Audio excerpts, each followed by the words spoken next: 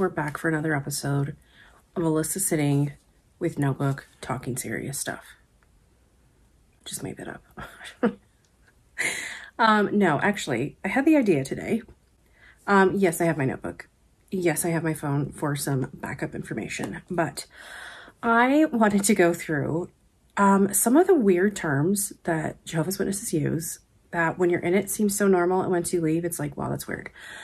I know I have gained a ton of subscribers, not all of which are Jehovah's Witnesses. I've gotten comments from people who are never JWs, don't know anything about them. So I thought this would be an interesting thing to go through because there are a lot of things that Jehovah's Witnesses say that just are weird. So let's do this thing. Sit down, enjoy this. Let's chat.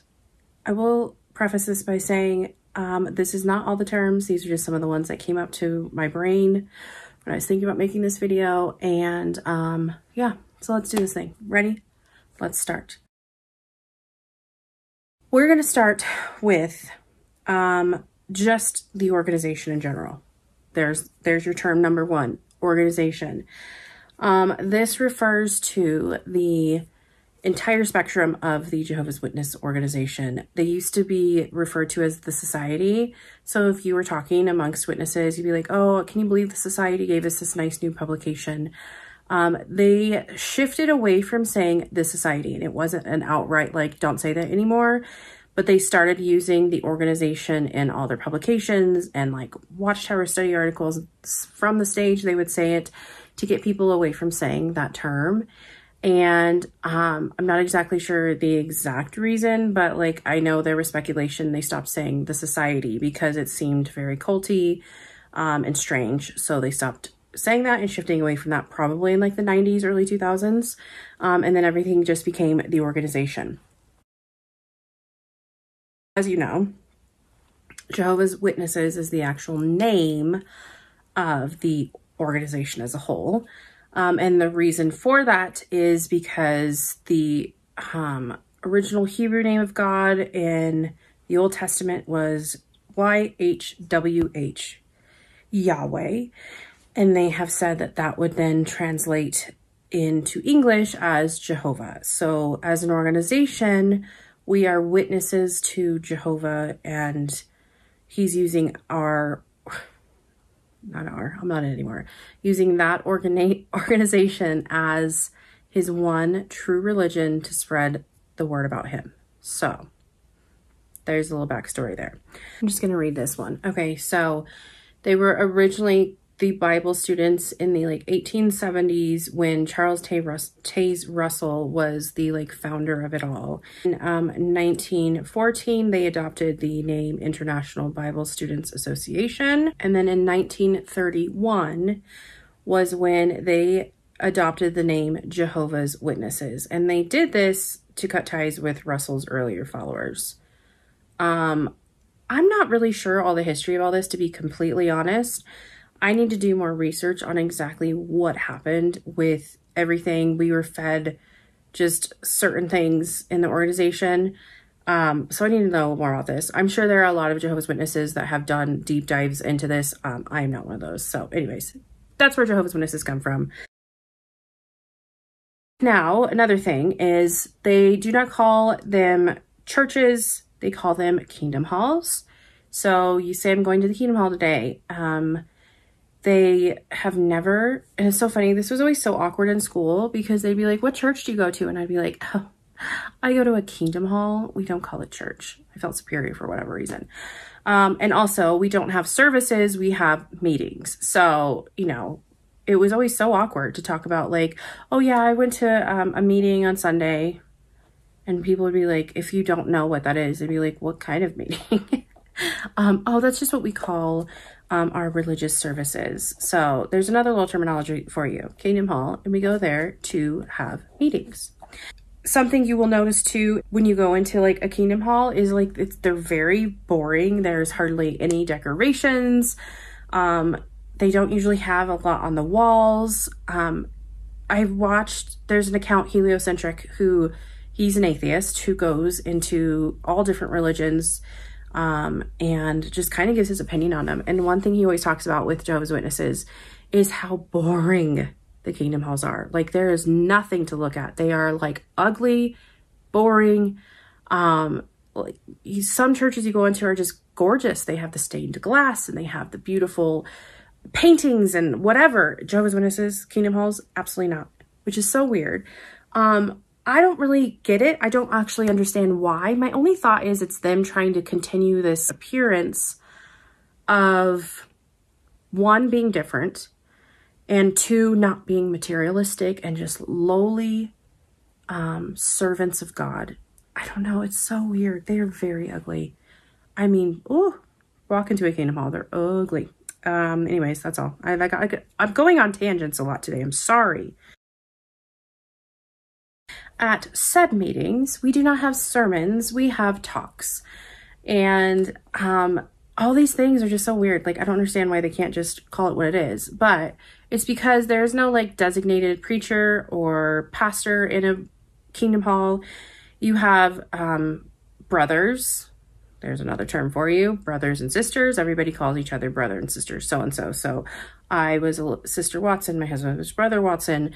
It's to show our unity and love for all of each other, no matter what, because we're family. We may not be blood, but we are related in the faith. So you are my brother and my sister.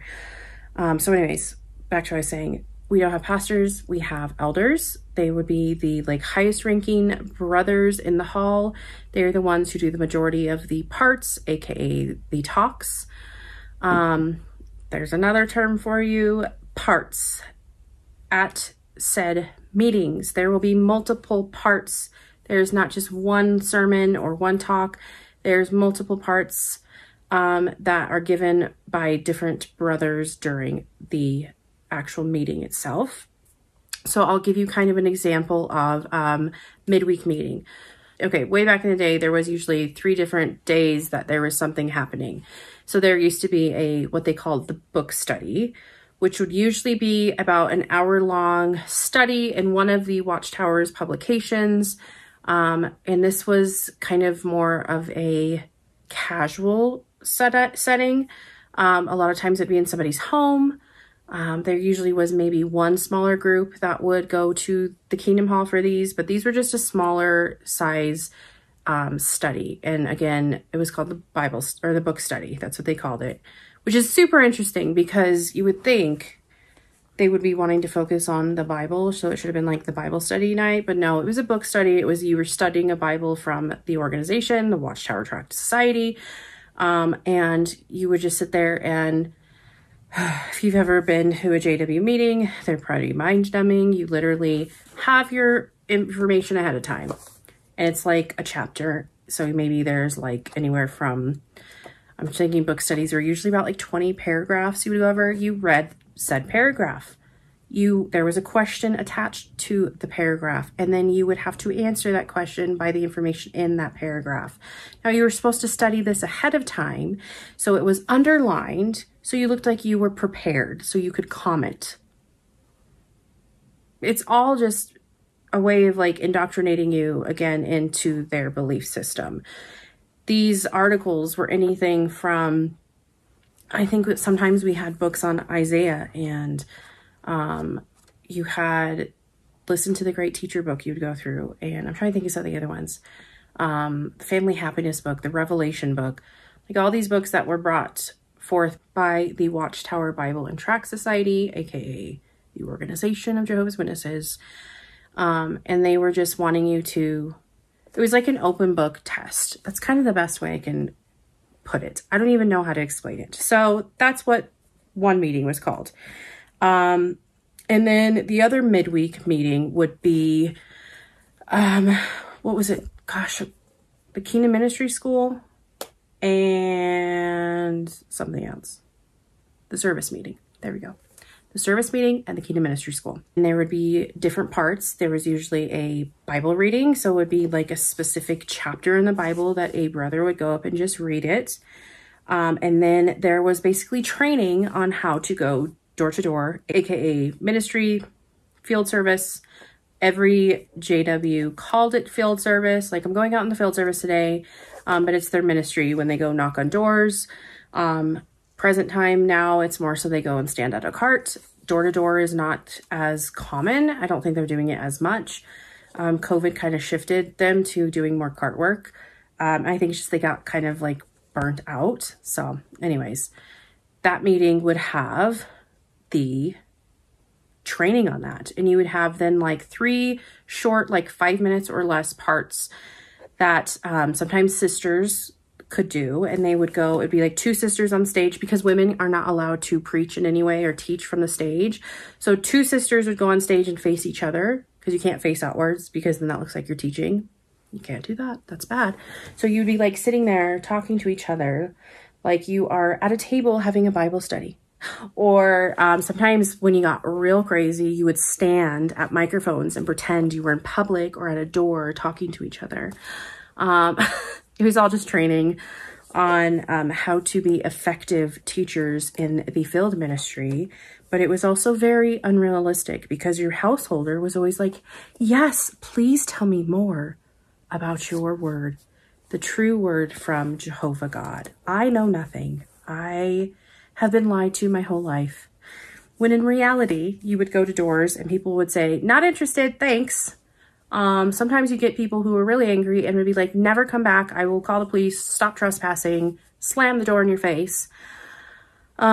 Those were the ones that Jehovah's Witnesses would walk away and go, they made their choice. Jehovah's going to kill them. So loving, so loving. Anyways, I'm getting distracted. And then the kingdom ministry was the second part. You would sing a song, and then you'd have the kingdom ministry, is that what it is? Yeah, the kingdom ministry. So it was like another little tract that you would study out of. Editing Alissa here. Kingdom ministry is like super old school. I don't know what my brain was thinking. They do this Christian Life and Ministry workbook now. So ignore that. Obviously, I've been super checked out for a while, and I don't know what I'm talking about. I can remember like those meetings very well. Like the things you would really study. It was kind of just like touching on things happening in the organization. Again, more like prepping you for things you should be doing in the ministry. Upcoming like special meetings, or not special meetings, upcoming special dates that were happening. So that meeting was always focused really heavily on field ministry and how to be effective preachers, which they weren't. So I don't know. It was kind of useless. Anyways, and then your weekend was your, what most people would have, like your Sunday service, aka Sunday meeting. And that would have a talk again by a certain brother. A lot of times those were from different congregations. They would travel around and they would give a talk in a different hall. And then after that you would sing, and then you would have the Watchtower study, which again is a publication that the society prints and puts out there, and very heavily focused just on the doctrines of Jehovah's Witnesses, not so much the Bible, which I didn't realize that until recently. I was watching another video from another creator who she went to a Kingdom Hall and was just shocked at how nice their Bibles were and looked like they were never touched. And I was like, oh, never really thought about that. Because for the most part, in like the Watchtower and all the publications, there'll be like a cited scripture and you just don't even look at your Bible. So that's kind of crazy to me to think about. And not anymore, a lot of people use like their app, but I didn't really look up scriptures that often.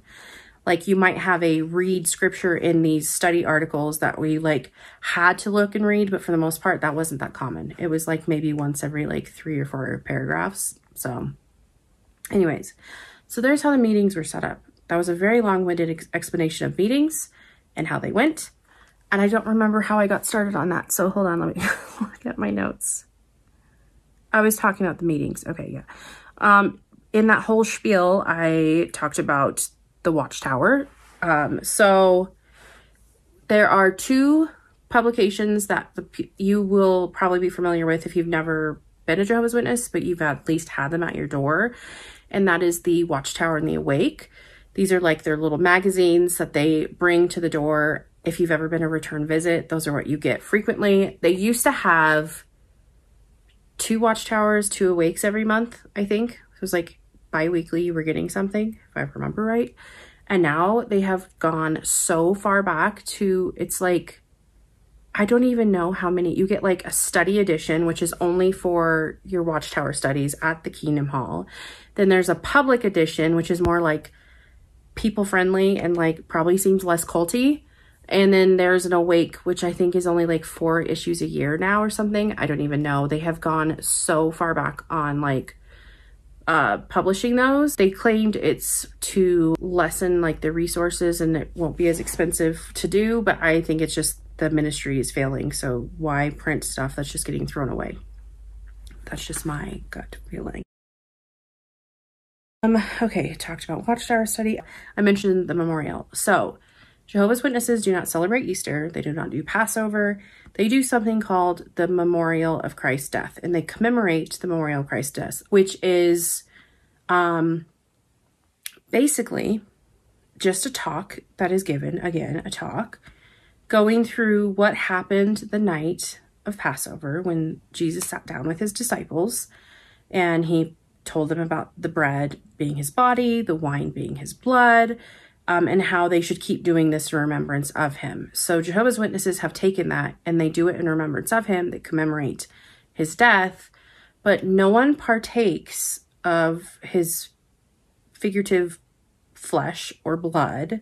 They just pass the plate, which is like, as a Jehovah's Witness, I didn't ever think, I never thought anything of that. I literally just thought this is how it should be, that people partaking in the world were crazy and they shouldn't be doing that, when Jesus specifically said to keep doing this in remembrance of me. Jehovah's Witnesses have twisted it into saying that only a select few should be partaking. And that is where I had a comment on my last video. Someone was like, I just don't understand the 144,000. Here we go. So the scripture is at Revelation 7:4. And they talk about, and I heard of the number of those who were sealed, 144,000. So they have taken this and claim it is a literal number, which is weird to me because there's so many like figurative numbers in the Bible that they will like say, yes, that was a figurative number.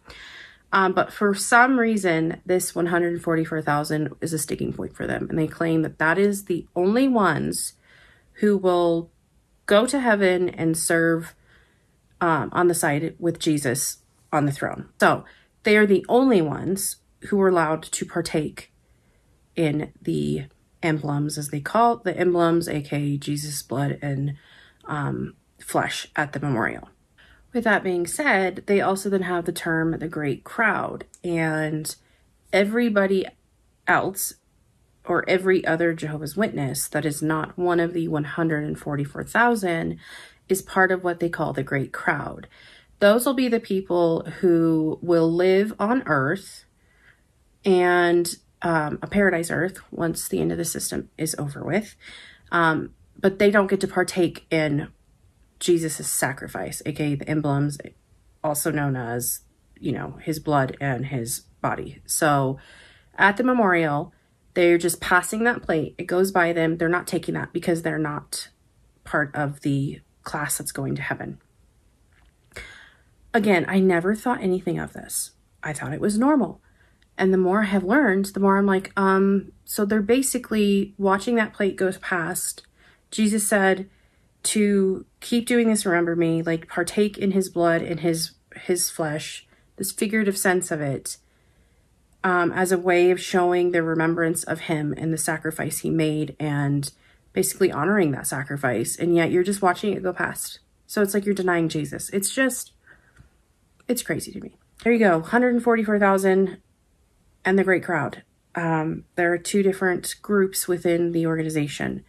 How do people know they're part of the 144,000? They say God puts it on their heart. So they will just know.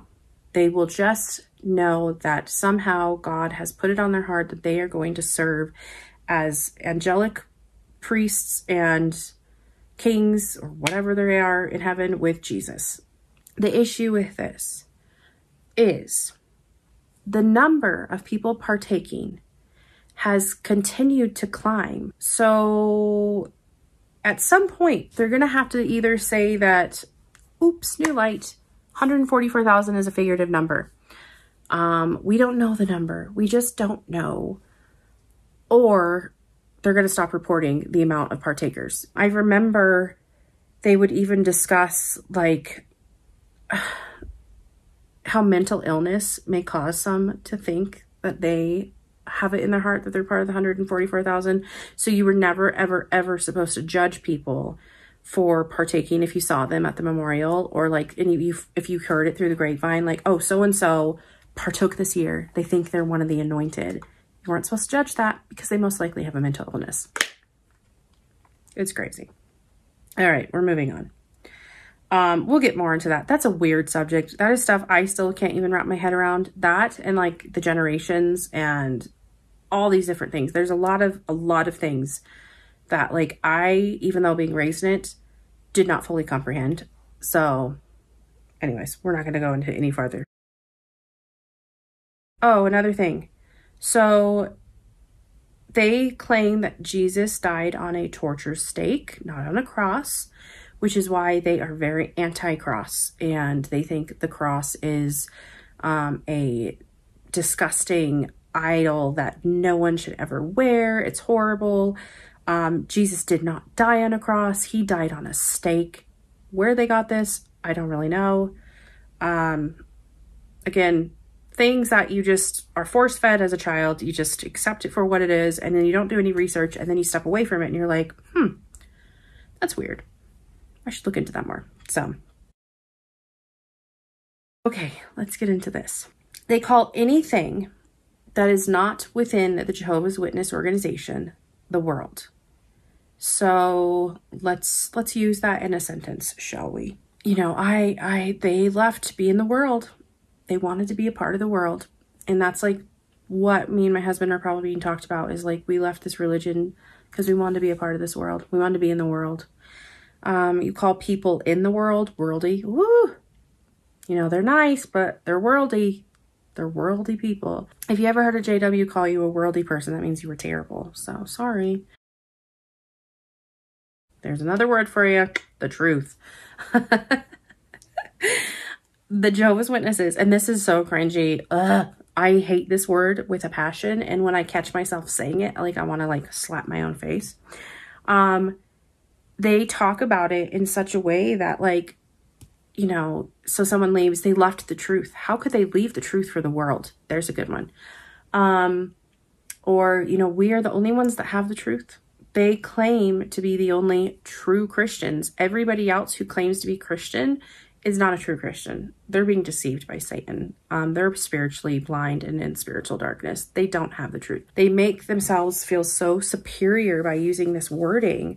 And it's like, no, like, it's just crazy to me. So there you go. Here's another weird thing. So if you've ever been to a Kingdom Hall or like sat through any talks, or even if you've like looked at like JW broadcasting, which is kind of new, it's their like televangelical TV that they put on now, they all talk the same, which I can't quite figure out why. It is this like slow, very monotone, very enunciating of all the things. And I can think about people that would come up to you and like, how are you doing, Sister Watson? We've missed you. Just this like, gives me the heebie-jeebies thinking about it. I don't get it. I don't understand. Like, I can't decide if they talk that way to seem really meek and mild, or if they do it because they think you're stupid. I'm not really sure what it is. But if you've ever like been into a Kingdom Hall, and it's funny because they don't talk that way outside of the Kingdom Hall and at a meeting.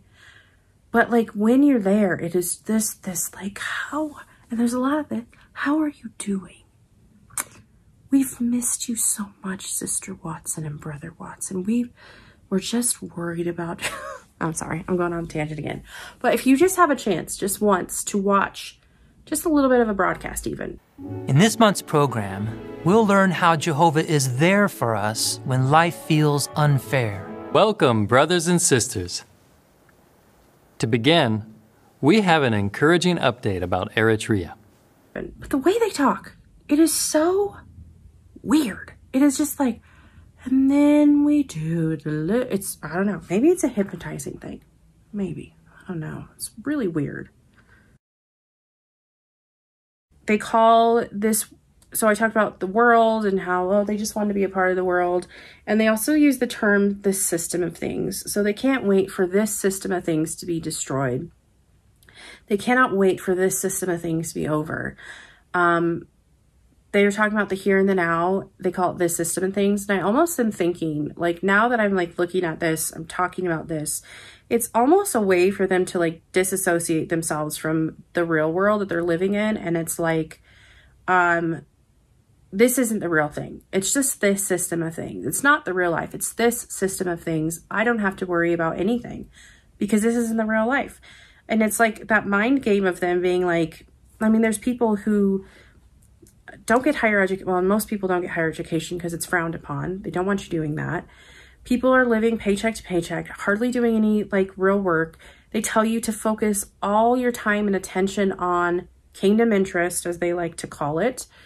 And that is just bury yourself in this organization and don't think about anything in this system of things. It's insane. People have not had children because they don't want to have them in this system of things. They're going to wait until the new system, aka when everybody bad is destroyed and they get to live in a paradise earth. That to me is so sad. Like, this is the real life. Like, this is what's happening. Like, you are foregoing so much for a hope and a dream that will probably never happen. So, that's sad. Anyways, this system of things. I can't wait for everyone to be destroyed.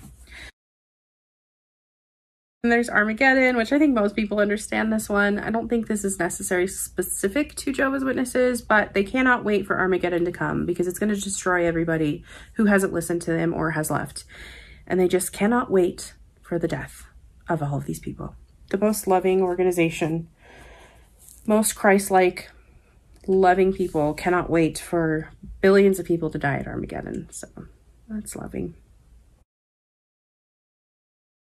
These men are all anointed, so they are partakers at the memorial. They are going to be serving next to Jesus in heaven.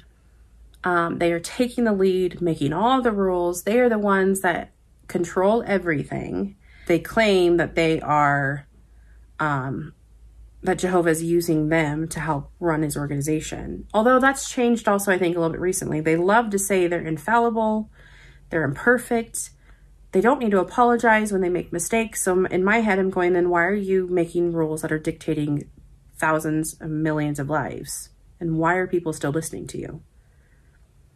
It's not adding up. So anyways, let's throw a little photo of the current governing body in right here.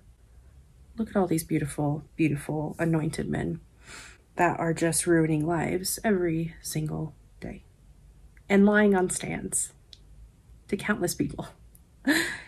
Even under oath, they lie. And that's okay, because it's spiritual warfare. There's our next little term we're going to go through. Spiritual warfare. It is okay to lie and not tell the truth or to hide things as long as you deem it as spiritual warfare, aka they are attacking the organization and Satan is behind it all. So there's a good term for you. They lie a lot in the courts. Here's another lie. I'm going to add this one in. This is my favorite one. This was in Canada. They were talking about shunning. And this gentleman here, I think he's a JW lawyer. I don't actually know. I don't really care. But he was hired by the Jehovah's Witnesses. So he claimed that shunning is purely up to each individual. And that the only thing that they would suggest is that your like spiritual side of family life would be different. So like if somebody gets disfellowship disassociated, you just wouldn't want to mix spiritual lives or have conversations about that. But regular family relationships are still a-okay. As far as their family members are concerned, normal family relations continue with the exception of spiritual fellowship. And that's bull, because that is not how it goes at all. But again, spiritual warfare, they can lie for this, so it's okay. Because heaven forbid they have their registration taken away or any sort of funds from governments taken away from them. talked about elders, right? I talked about elders. Yeah, they're the ones that are like the higher ups in the congregations, and they do all the parts at meetings. There's also ministerial servants, which are basically like elders in training. They're usually younger, and they do all the crap work that the elders don't want to do, but they feel really special because they have a title. So that's cool. All men, by the way. Again, women are not allowed to teach in any way, shape, or form. That is why when they do have parts, they have to face each other, because they would never want anyone to misconstrue them teaching anyone. They can conduct Bible studies with women. They shouldn't conduct Bible studies with men. Also, they shouldn't ever pray around men. Let's say your husband is not a believer. You would want to wear like a head covering. To talk about this, I had to be in the proper getup. So you do wear a head covering. I'm not even joking. So this is especially if you're in the Kingdom Hall, and let's say you're going out in the field ministry and there's no brothers or men out that day. So a sister has to take the lead, and literally for field service, all you're doing is being like, okay, what's everyone's plan today? Cool, cool, cool. Okay, you're going door to door. Awesome. We have 5 of us. Cool. We're going to go in the same car. Perfect. All right. Let's say a quick prayer. And this is what you have to do for that. Yeah. That happened to me once when I was pioneering. And I was the only sister that had a scarf. So I had to do it, and I had to pray for everyone. I was like, never again. I left my scarf in the car after that. So there you go. Now I am acceptable to God and speaking in his house, because I'm just a lowly woman. I should not be talking. All right, we're taking the head covering off. All right, so there you go. There's a little info there. Okay, back to what I'm in. Okay, here's one thing you're going to learn about me as you watch my videos more and more, especially these sit-down ones where I'm talking and I'm just kind of winging it. I get distracted really easily, and I go off on tangents really easily, so sorry. I will put timestamps in this video so that you can skip to the next one if I'm just rambling. The creeper's back. I'm recording a video about JW terms that are just so weird. Oh. Would you like to input any one? Think of a term, just right off the top of your head. One term that is just really weird. The truth? The truth. I talked about that one. It's kind of cringy. Chuggy? It is chuggy. Here, everyone. The husband is here. JW terms. I mean, I've been talking about it all. Like, I've been talking about the governing body, and 144,000, and the terms of, like, the friends. Everyone the friends, like, the friends, brother and sister. I've been doing... ones. They use ones. Oh, like weak ones. Yeah, weak ones. Spiritually weak ones. Lands. You know, instead of saying, like, countries, they say lands. Yeah, that is weird. I've never thought about that. Yeah. No one in this world uses the term lands. Yeah. Our brothers in all the lands. Oh, that is weird. Yeah. Yeah, that's weird. They publish articles in I'm gonna move this back so it's not like 3 about million the lands, business. whatever. Yeah, that is strange. What was another one I was? I was talking about. Tell me. Well, just really quick. I'm pulling him in. Okay. Do they not all talk in a weird hypnotic way? Yes. This was my example. Hello, Sister Watson. Yeah. We have missed you so much. And there's always the face. Yeah, that was the thing that always pissed me off, is when our meeting attendance wasn't what it should be, which was pretty much all the time. So we'd go, a couple of weeks to a month without going to a meeting. And then we'd finally be like, okay, we got to get our butts to meeting. We'd get to the meeting and there'd be all these people, Who was this? Who was this? We have missed you so much. Is everything okay? It's so good. It's so good. It's this like bow that when they close their eyes, and it's weird. The most painful thing to experience. And just like the way they talk, even on the broadcast. Oh, yeah. So slow and methodical. They do that they're like trained to do that. I think it's a hypnotic technique. That's my gut feeling. Yeah, I mean, it's so boring. And they're all like that. There's no brothers that are like... There's no one who's like... And the thing is when you would get one at like an assembly, when you would get one that was more lively and like super... Like almost like, okay, they never wanted to be like an evangelical like priest or pastor, like the super, like, what is this called? Gestures and like very loud and da-da-da. Like those are actually exciting to watch. You get them every once in a while, but that was very frowned upon because it was like, we are not that way. Yeah, that's taking the glory away from God in his message. There's almost like this rhythm that they talk in. And it's just like, you know, it's like the beats per minute. You could probably put one of the, what's that thing called? I have no idea. That thing. You could probably set that up to a bunch of different speakers and it would all be the same. It's so boring. It's horrible. I talked about Kingdom Halls and how like you'd have to, as a kid, you'd be like, yeah, I'm going to the meeting. And everyone's like, what kind of meeting are you going to? It's so weird. Oh, guys, there's a lot of weird stuff. Oh, New Light. Ooh, let's talk about New Light. I just came up here to... Sorry, you can leave. We can talk about New Light. Okay, let's talk about New Light. This one is I'm very passionate about. Okay, this is a good one. Okay, so the governing body, the faithful and discreet slave, the men who are not spokespeople for God, but they are spokespeople for God. They are also make many mistakes, but God is also guiding them. Oh, you want to know another good term? Well, I made it up, though. You're going to remember this. I used to always say that I was a part of the 144,001. Do you remember that? Yeah, I do remember that. That's not like common though. I know, but that was my saying. That's a Lance saying. Remember how I also was always like wanting to be like a Secret Service agent for the governing body? JW, like CIA agent. Like he was hoping that at some point they would like have like armed bodyguards and stuff at these assemblies to fight off the evil apostates. And he wanted to be a part of that. Okay, New Light, sorry. Sorry, we're getting so distracted. Okay, so New Lights, back to that. When the governing body decides to change a rule, they don't just go like, oops, maybe this wasn't right. They go, we have new light. Thank you, Jehovah. And they will change whatever it is. And it's always called New Light. You'll be talking amongst the friends. Did you see the new light? Oh, the new light. It's like Jehovah is making things brighter. But the thing is like new light is typically like, what's the saying you always say? It's like new light is like you're in a dark room. It would go from pitch black to, you know, oh, I notice a shape in this room to, oh, okay, this is definitely a car to, oh, this is a sedan. Then it would go to, okay, it's a black sedan. Okay, it's a black Honda Civic. And then the light turns on and all of a sudden it's a donkey. That's the way JW's New Light works. It makes no sense. The most recent New Light was, and this was a big one, and I don't know if we were out of it by that point, but we still keep up today on stuff. It used to be that when Armageddon hit, talked about that already.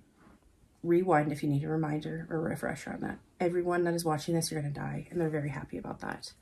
Anyways, when Armageddon hits, they were saying that at that point, it would be like Noah's Ark's door closing and everybody, your chance is done. Armageddon hits, boom, you're done. No choice. You're done. You're dying. Good luck. We're happy you're dying. We tried to warn you. We knocked on your door at least 2 times. And you didn't listen to us. And so Jehovah's Witnesses have always had this reputation of being a doomsday cult, which they absolutely, unquestionably were up until last October. No, I think it was the year before. It was the year we left that they changed October that. 2024. Yep.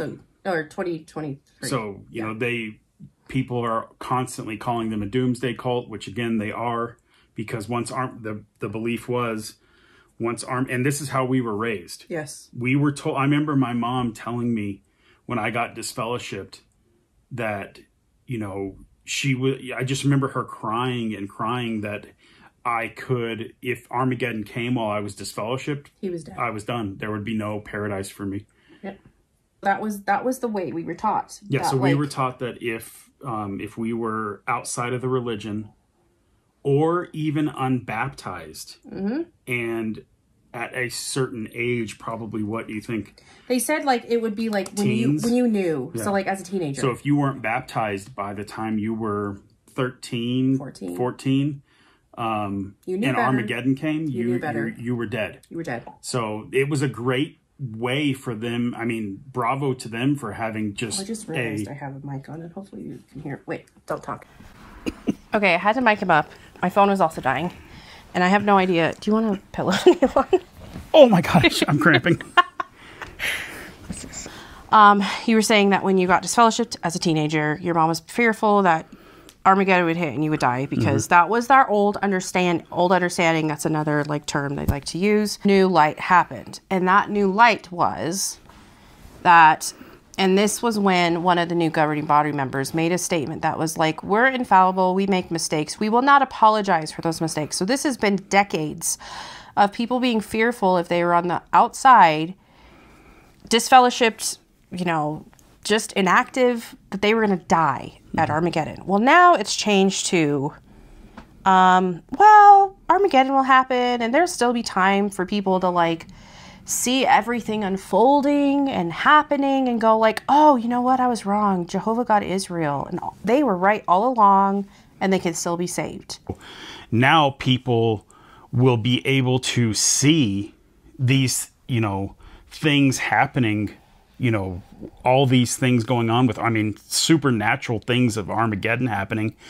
And it's like, yeah, no ish. Yeah, I was wrong. You know, that's going to be people's mentality. And like, yeah, God, I'm so sorry that I didn't, or Jehovah, I'm so sorry. Yep. But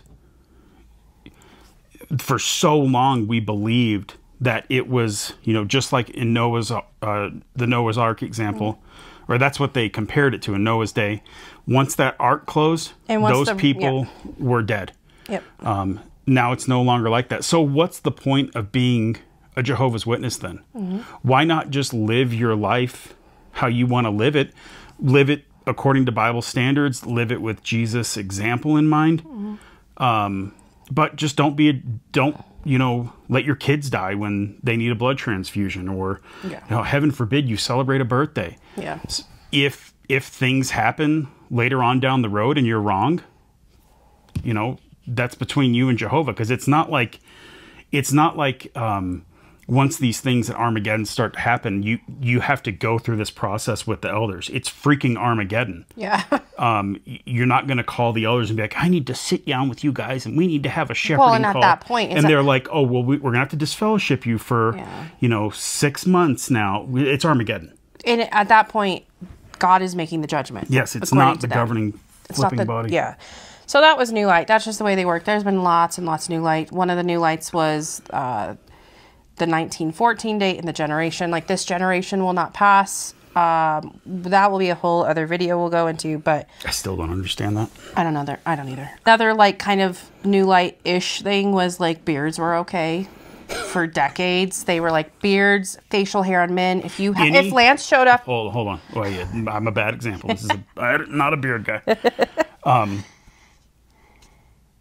If any Jehovah's Witnesses ever tells you that they are not led by men, and they have a beard, just ask them, when were you allowed to start having that beard? And they're going to dance around the subject, you know, oh, blah, blah, blah, blah, blah. And eventually you'll get to the point where they say, yeah, a couple of years ago, there was new light, and we were allowed to start wearing beards. And you can politely end the conversation and go mentally, you know, just politely walk away. This is a group of people that is ruled by men. Man. Yeah. Yes. This is a man-made, man-controlled group. And the beard thing was a perfect example of it. Perfect. And it was so funny because all of this went down the year that we left. It was the most vindicating thing. It was like 3 months after we I knew left. I was right, or I knew we were right in our decisions and, you know, how we chose to approach things. But seeing all that happen was just like, man, we made the right decision here. Yeah. Yeah, so in the past, if you had any form of facial hair... This is coming from someone that can't grow a beard that well. Yeah. Yeah. So maybe I'm just jealous. Well, you might be jealous. In the past, you could have like a mustache. That was about it. Other countries could possibly have some facial hair depending on like the local customs. But for the most part, it was very frowned upon. And a brother could not have any responsibilities if he showed up with facial hair. Even if it was like a 5 o'clock shadow, he'd get talked to. The thing is, that's what I never understood about the whole, well, in some parts of the world, in some lands, they're able, our brothers and sisters, or our brothers are able to have beards. It's like, but we're a worldwide brotherhood. Yeah. We all worship and believe the same thing. Supposedly. So why is it different in different parts of the world? Yep. So like what started this chain of events? My gut tells me. But no, I'm talking even like way before. Like what country was the first one to be like, everyone has beards. We're just going to not really obey that. You know, I can think, you know, maybe up in Alaska, but even then, if beards aren't allowed, if they are that bad, if it's freaking 100 degrees below zero, you still put on a face mask. Well, and the thing is like if any of their like videos they would put out, there was never facial hair. Ever. Yeah, worldly people. No matter what country they were interviewing a brother from, he always was clean shaven. Everything was the same. Sorry, I know this is uncomfortable. Anyways, so that was New Light, and literally like the next meeting, everybody started growing beards, and from photos we're seeing, I mean, everyone has a beard. Everyone. And I don't blame them. But again, it's like you had to be told by 11 men in New York City that you could have facial hair. The new light at the same time of new beards was women could wear pants to meetings. Like it was like 1920. Like pants are open. And no ties. Oh yeah. So I've seen haven't pictures. They kind of gone back on that? So it used to be, if you were on stage, you had to be wearing a tie. And a suit jacket. That was it. But then they switched it to, I believe, if you're doing any responsibility in the hall, you have to have a tie. Yeah. Someone can correct us on that if I was wrong. Yeah, they were like, you could be more Kingdom casual. Halls, from what I'm seeing pictures, and I'm sure you've seen this too, it's sloppy. Yeah, the witnesses look sloppy. You used to be able to walk into any place and pick out a witness if they had just come from meeting. Now they look sloppy. Yeah. And no offense to them, I wouldn't be wearing a tie or no. I would be growing out my janky ass beard. But you know, it used to be a very distinguished. And that was what set them apart from the world. Yep. Another term you've learned today is we were always so clean cut and set apart in every aspect. And now they're just, it's like they're, I've heard a lot of people call it like JW light. They're trying to lighten up so much to make it more exciting and awesome. They're trying to make it a more mainstream. Yeah, Christian and it's religion. Like, it's just crazy. So we went on a major tangent there. But everybody, I finally got him to talk with me on my videos. Yay! I'll drop in every now and then. Okay. So I'll let you, I know. Go back to work. Give me my mic back. Thank so you you're not like working in your office. Okay, let's reset now, everybody. So there you go. You just got some input from the world famous Lance Watson. Yes, I am married. Yes, he is here. We'll stop there. There's a lot more weird terms and sayings and beliefs that they use, but that is just kind of that's kind of a good stopping point. New light is the biggest one that is just so insane to me, because again, their new light isn't always the light getting brighter. It's just completely changing things because it's not working for them anymore. So I'm finishing it there. I'm stopping it there. We're ending it on a high note with the official Lance Watson finally in my videos. And we will talk more about like this kind of stuff. I feel like the more I'm getting away from it and the more I'm talking about it, especially on my YouTube channel, the more I'm like, oh my gosh, that's so weird. I need to talk about that. So there is some terms that JWs use that most people would probably be like, that's weird. I'm going to finish this off the proper way. As a woman who is teaching, I need my head covering. And there you go. Sister Watson is done.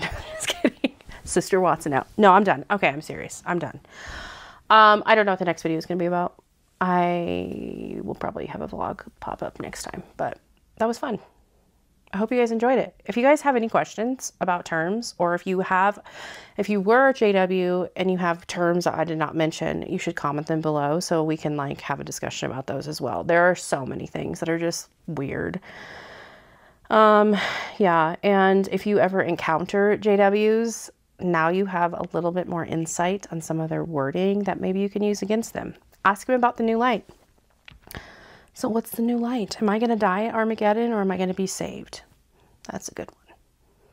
Though I feel like that was very glossed over. Like, I think a lot of people were really kind of like, dang it, we were hoping the millionaire's house that was rude to us would die instantly and we could head to that house and take it from him. That's another weird thing JWs do. When you're out in service and you see a beautiful house, I'm not even joking, I'm sure a lot of witnesses can attest to this. Someone slams the door in your face or is rude. You go, well, they had their chance. They made their choice. Jehovah's killing them at Armageddon, and I'm taking that house. That's where I'm ending it. Okay, I'll talk to you guys next time.